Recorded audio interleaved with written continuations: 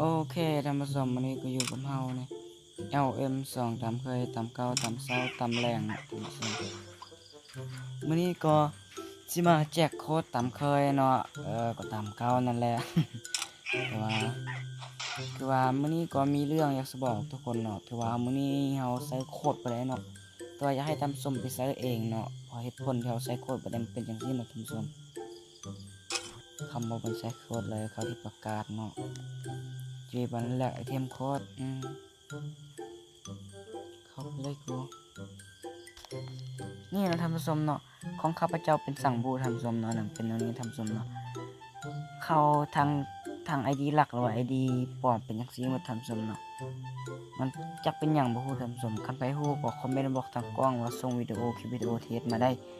ให้ข้าพเจ้าฮู้เนาะแล้วให้เฮาฮู้เนาะเฮาบ่สามารถใช้โค้ดได้เลยท่านผู้ชมเนาะเสียดายเกมส่งโค้ดมาปักหลายๆนะท่านผู้ชมการแข่งขันเขาก็ส่งโค้ดมาปักหลายๆแต่เสียดายที่มันใช้บ่ได้มันเป็นจังซี่ท่านผู้ชมก็ว่าเฮาแบบใช้โค้ดบ่ได้เลยเกมเฮาจักเป็นหยังท่านผู้ชมเนาะคัน GM ได้เบิ่งคลิปนี้ก็อยากขอ GM พิจารณาเลยท่านผู้ชมเนาะแต่เอายังสงสัยมันเป็นสั่งมันเป็นอีหยังวะนี่ท่านผู้ชมเนาะมันเป็นอีหยังเนาะท่านผู้ชมเนาะแต่บ่ต้องย้านว่าไอ้บ่ได้โค้ดเนาะออกจากเกมนะทัวนี้เนาะได้มาจากไอ้คนหนึ่งโค้ดท่านผู้ชมแคปจอไว้ท่านผู้ชมเนาะหรือว่าหยุดคลิปก่อนหรือว่าเขาไว้คอมเมนต์ไว้ทางกล้องท่านผู้ชมเนาะอย่าแหละบอกคอมเมนต์เลยท่านผู้ชมคันคอมเมนต์ท่านผู้ชมก็เบิ่งบ่จบแล้วก็ฟ้าวไป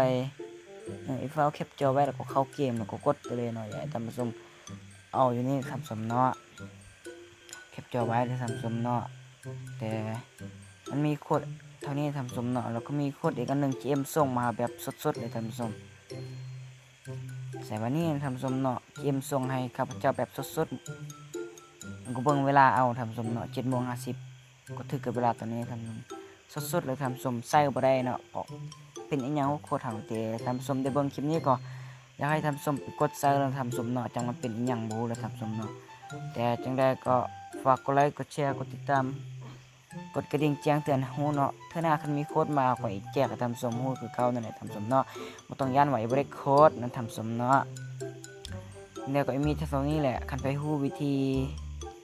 แล้วว่ากดแบนน่ะเป็นหยังอันนี้เนาะท่านผู้ชมเนาะคอมเมนต์ไว้ทางกล้องเลยท่านผู้ชมเนาะ